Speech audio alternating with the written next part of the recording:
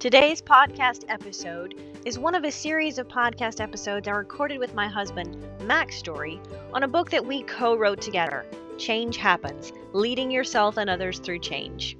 I know you'll enjoy the leadership principles that Mac brings to the Fearfully and Wonderfully Me podcast, so be sure to follow Mac on social media, Facebook, LinkedIn, Instagram, or Twitter at Mac Story, or subscribe to the Blue Collar Leadership podcast for more on the leadership principles that Mac teaches.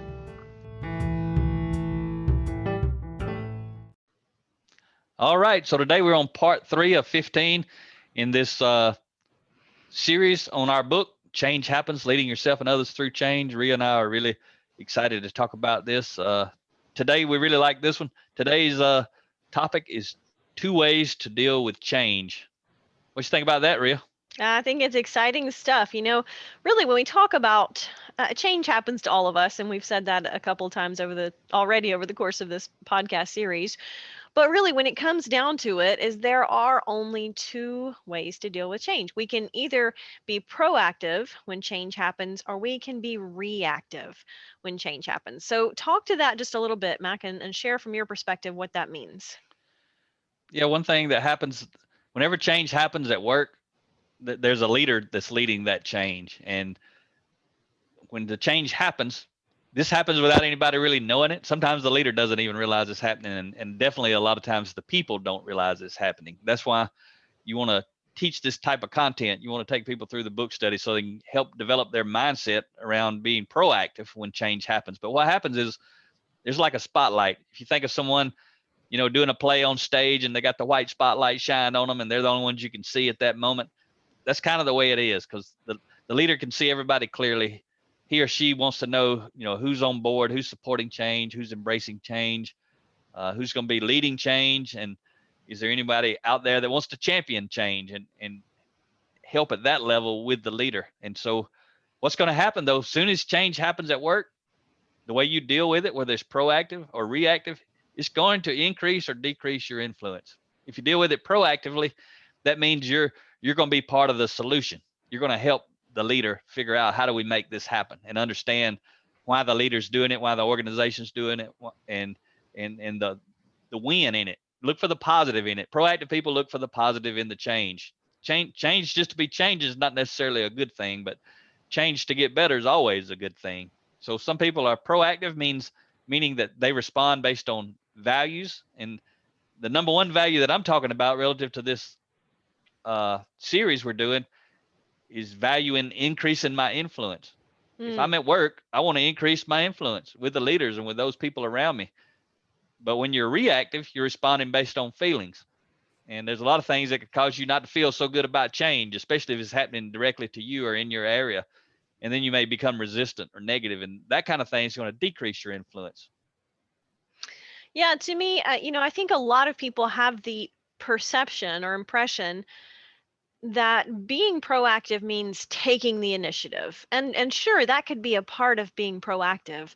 But really, to for me, the best way to understand what proactive really means is to dig into what reactive really means. And you touched on it there, Mac. But being reactive means we respond to something based on our feelings and our emotions in the moment. Now, we're all human. We all have feelings and emotions. There's nothing wrong with that.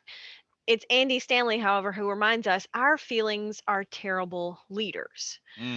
And that's so powerful when change happens, because most of the time there are feelings of fear or worry or uncertainty, or hey, I just don't like what's coming down the pipe, and so I want to be angry about it or frustrated with it. Right? Now, we're human. Those emotions are going to naturally occur sometimes in some situations, but we don't have to react to them, right? And if we are reactive instead of proactive, we're responding to those emotions in the moment instead of stopping to think about, is my response going to help me increase my influence, or is it decreasing my influence? Rather than being proactive, I can stop and say, you know what, I might not like this as much for me personally, but look at the benefits, look at the positives. It doesn't mean we ignore the downside. Being proactive doesn't mean pretending there aren't problems or roadblocks. It just means we're not focusing on them. We're instead focusing on solutions. That's good stuff, Rhea. So I want to read a quote related to this. It's from Jim Rohn. It says, "You must take personal responsibility. You cannot change the circumstances, the seasons, or the wind, but you can change yourself. That is something you have charge of." And that's why this book's titled "Change Happens: Leading Yourself Mm. and others through change," because you got to lead yourself well first. And I give you an example, from my days in manufacturing. I remember sometimes being out actually as a consultant, and I was helping supporting these manufacturing companies when the boss had come out on a Friday afternoon, and the people thought they were about to be off the weekend, and he comes walking up, and you can tell he ain't too happy, and maybe shaking his head, and he's saying, "I got bad news." And Uh-oh. the sad thing is, until he opened his mouth, he just had news. But when he opened his mouth, all of a sudden he made sure everybody understood it was bad news. He didn't have to say that, but he basically cast that blanket over it to start with, because he wanted to be the good guy. He didn't want them to blame him, people who are being reactive. So anyway, I remember this time specifically, he gave them some information about now they had to work the weekend. Some big orders had dropped in or something like that, and last minute they needed to work the weekend and that sort of thing. So he walks off after he gave them the bad news, and after he had blamed the customers or the sales guys or whoever it was he was blaming, he walked off, and then guess what the team did? They blamed the leader who had just given them the bad news, and the Mm-hmm. leader had trained them that when things change and you don't like it, blame somebody, because that's exactly what he was doing. So when he walked off, they blamed him, and then they were reactive. And then they were reactive for the next couple of days over the weekend. But they talked about it at lunch, at break. The productivity was down. Maybe they was frustrated, and a lot of times what would happen is they'd end up having to work the next weekend because they've been frustrated all weekend and frustrated all during the week, and now they're behind when they could have done more work. So that's just an example of people being reactive when change happens. But uh, in the book we talk about, and I really learned it from Dr. Stephen Covey, but Covey learned it from Viktor Frankl, and it's the most important thing I ever learned about leading myself well. It's the most important principle I ever learned was between stimulus and response, human beings have the freedom to choose their response. And before I ever heard that, I heard that in 2008, changed my life. And what it did was help me become proactive, help me to establish values and then start responding based on those values. But I used to be a very reactive person. And I think a lot of people are naturally, but it's, you can develop this muscle just like going to the gym. You can get stronger muscles by working out. And when you understand that the goal is to increase your influence, you need to be proactive, respond based on values, and you do that over and over, you're going to get better at it. You start to think about it subconsciously to some degree. If you do it enough, it becomes a habit. Hmm. You're exactly right. We all are that way naturally, right? Being reactive just means, hey, responding based on those feelings, those emotions. And it's James Hunter who uses the analogy of our inner 2-year-old, right? He says we've got to put a leash on that inner 2-year-old, because responding to things when they go wrong as a 2-year-old and laying on the floor and kicking a tantrum doesn't help us, or the adult equivalent, right? That doesn't move us forward in life. That doesn't help us increase our influence. It doesn't help us be more successful. It really just can turn people away from us, people who maybe we had influence with, and now we have less influence because we let that inner 2-year-old just kind of rule our emotions and our responses, and it doesn't serve us well. But we all naturally have those feelings. Again, the key is not having them or ignoring them or pretending they don't exist. It's just remembering that we don't have to choose the response based on them. And that's a powerful principle, personally and professionally, because things are going to go wrong in life. Change is going to happen. Change that we don't like is going to happen. Much of it we cannot control. But responding proactively serves us so much better, particularly in the long term, because our choices compound over time. So it's a powerful principle. It's just, realizing that regardless of the situation that we find ourselves in, we have the ability to choose how we respond to it. It's not always an easy choice, we know that, but it is always a choice, just like when I left home and after going through being abused and later trafficked by my father, and realizing after I left home, I could choose my response to that situation and I could use it as an excuse. I could let it hold me back in life. Or I could choose to be better because of it, right? We take what happens and we can be bitter about it or better because of it. That doesn't mean it's easy to do, but it's absolutely our greatest freedom. Viktor Frankl said, "When I can no longer change a situation, I am challenged to change myself." But many times we have the power to change or improve our situation, particularly when change is happening. We just have to learn to look for those opportunities and leverage them. That's good stuff, Rhea. You putting out some good stuff, and change. When change happens, there's always a challenge. And Mm. what's cool about it is if you have a proactive mindset, you're looking for change to happen at work. Because when change happens, remember I've shared with you before, when change happens, some people whine, some people shine. People who are proactive know that. And one principle that relates to this is being the first to help. The person who's always the first to help is the person who usually gets the most influence. They're the ones that's who is remembered by the person who needs the help. So when a leader casts some vision and implements change in an organization, the first to help that leader is going to have a massive gain in the influence department, because that leader is going to start asking them questions and opinions, and they're going to get input and that sort of stuff. But something else is going to happen when all these other people are whining and you start shining. A lot of times they're going to see you in a bad way. Mhm. They're going to see, in the blue collar space, people say pretty common. They say, starting to brown nose the boss. That's not a great term, but it's a common term in the blue collar language. Uh, or people are sucking up to the boss or kissing, whatever. And that's the way they'll start talking about you. When you become proactive in a workplace full of whiners, you begin to shine. That's what happens. So you got to have a whole lot of leadership principles inside of you. You got to have a lot of values in place to be able to deal with all that, because normally when everybody's resisting, everybody's just resisting. But as soon as someone's proactive and steps up and starts leading themselves well, now they kind of get on the other side of the fence, and the people who are resisting now start resisting them. Instead of just bad mouthing the boss, they start bad mouthing the person. So it's another key reason why you can't be reactive. I mean, you can, but you shouldn't be. It's a choice. Choose to be proactive. You got to Mm. get over those emotions of stop worrying about what everybody thinks about you. Start leading yourself well. Build your own brand. You are your own business. Build that business, and you build it by shining, not by whining. Who, if you were the boss, you had to imagine everything's the same except for one thing with two people. Whenever change happens, one of these people, both of them are rock stars. You can't tell the difference except for one thing. Whenever change happens, one of them moans and groans and whines about it for 3 or 4 days, and then they get on board and they rock and roll.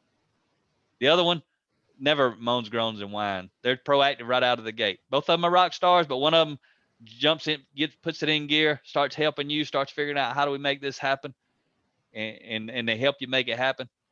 So both of them eventually help you make it happen, but one of them moans and groans for a couple of days and talks to other people and gets those other people moaning and groaning. Imagine you had the ability to give one of those people a raise. Would it be the whiner or the shiner? It's, Mm. it's common sense, right? Or imagine there's a downturn in the economy. You got to let one of those folks go.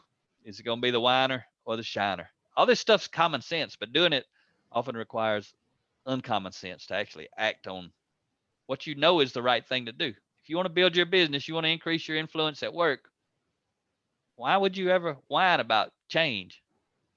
You wouldn't. You'd get engaged. You'd look for the wins. Yeah. The reactive person will blame anyone and anything else for their circumstances and will just choose to not do anything positive in response. And then they therefore become part of the problem instead of the solution. Versus the reactive person, that shiner that you're talking about, will step up and just take individual responsibility and say, you know what, I might not can change everything here, but what can I change? What can I do? What solution can we come to? What can we figure out?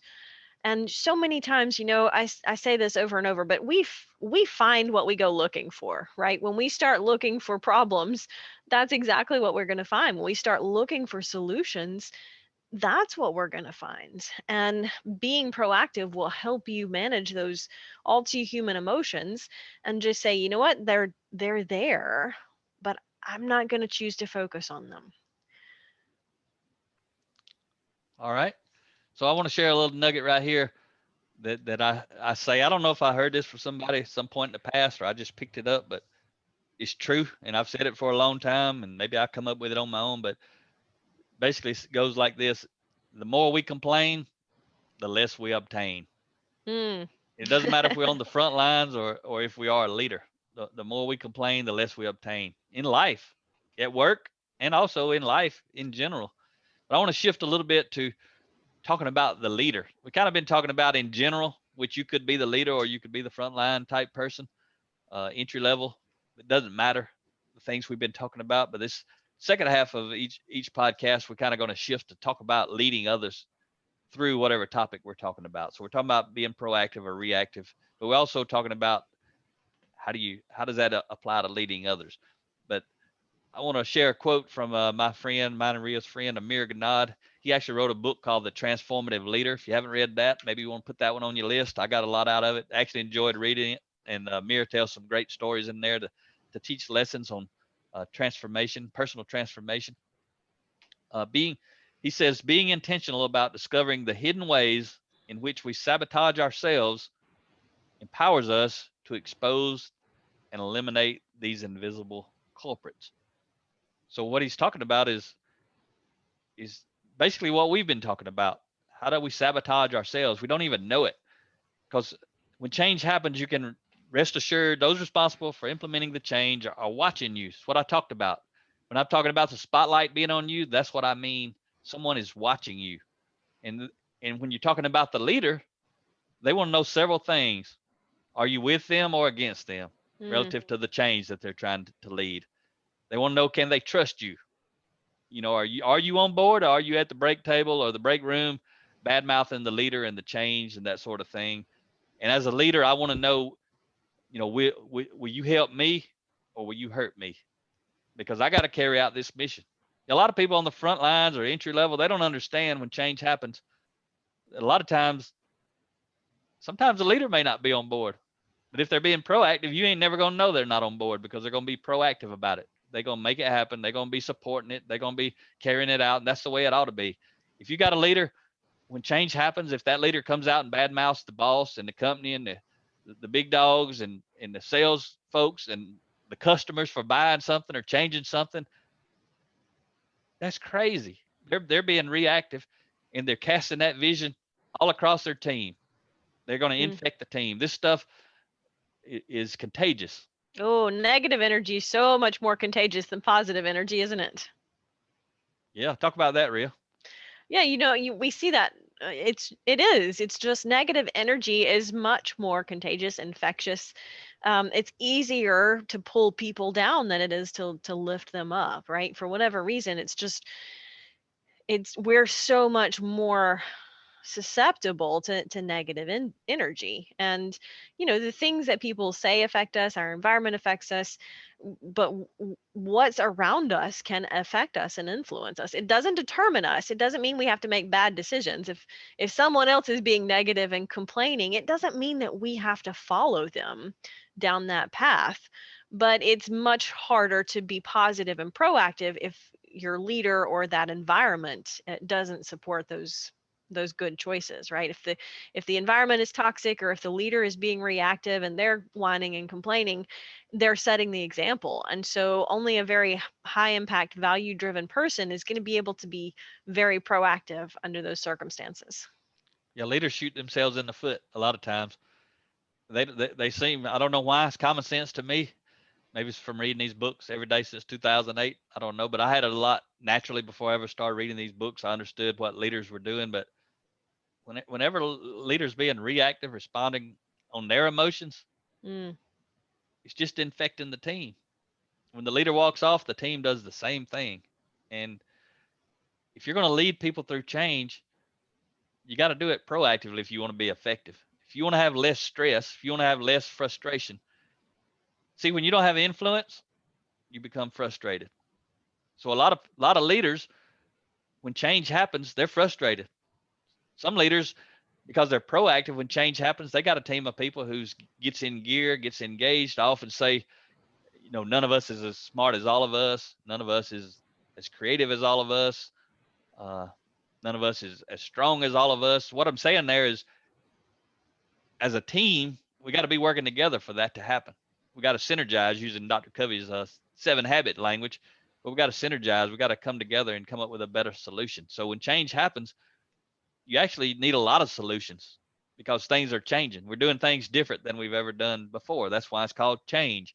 Mm. So we need new ideas to make it efficient, or to make it safe, or to make sure that we keep quality, all that kind of stuff. We got to be proactively engaged, and too many leaders are reactive. But many of them are reactive because they've never had any leadership development training of any type.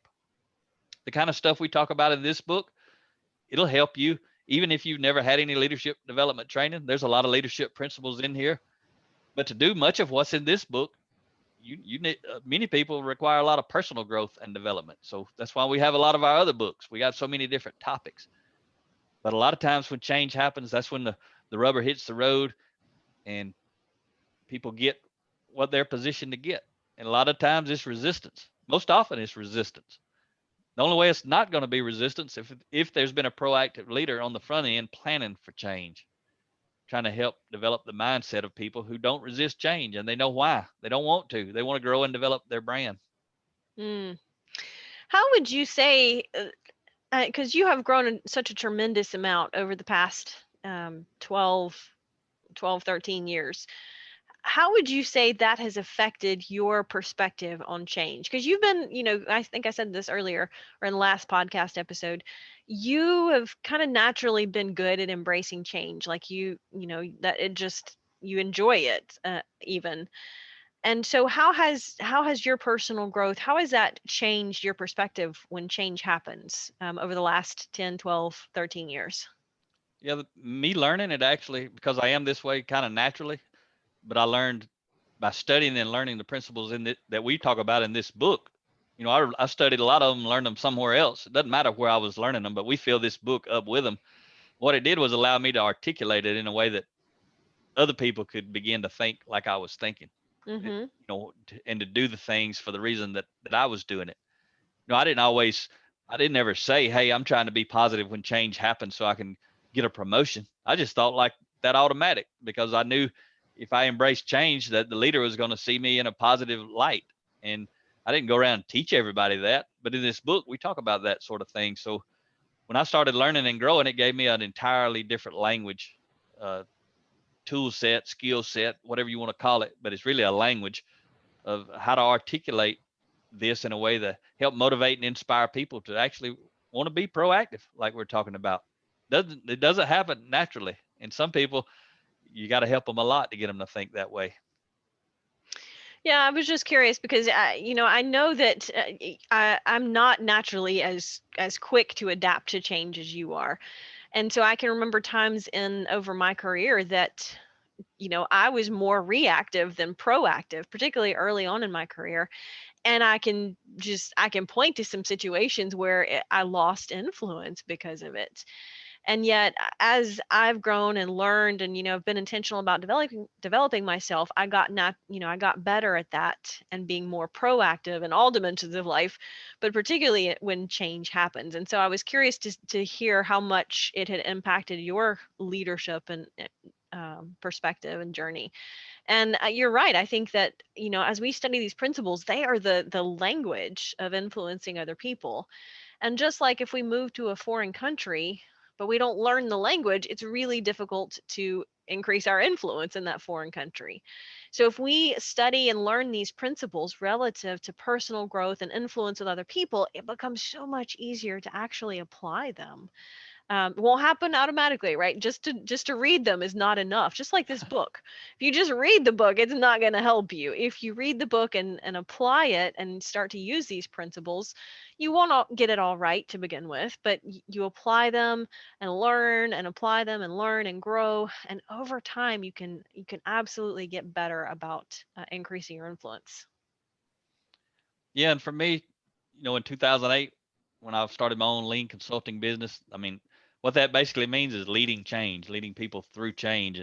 And again, that's the same year. And I had been doing it for quite a few years, working inside of a company, and I supported other plant managers in different states and in Mexico. But when I started doing it on my own was the same exact year that I started reading these books. And the first thing I figured out was teaching people this stuff was going to help me have more influence as a leader, because it's going to get them to buy into leading themselves well.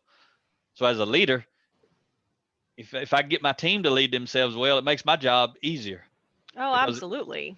Because if they won't lead themselves well, then that's my challenge. I got to try to lead them well and get them to buy into stuff they don't want to buy into. So I think I might have shared before, maybe not, but when I started learning this, I started teaching this every week, every new team I got every week, because they were very resistant to change. And that's what we're going to talk about in the next episode is resisting change and touch on that a little bit. But every week I started every Monday with a team of people. Most of them were resisting change. So I started teaching them this type of content on purpose for 4 hours on Monday to get their mindset right. So they wasn't mad at me. They wasn't mad at the boss. They wasn't mad because they had to change, and they helped them understand what's in it for them, what's the win, and get them bought into telling each other what's in it for them, because we're trying to make things better. And if they want to have a voice in making it better, they got to get engaged. They can't just continue to be resistance, or someone else is going to decide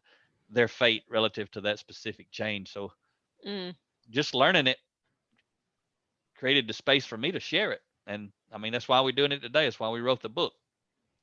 Yeah, absolutely.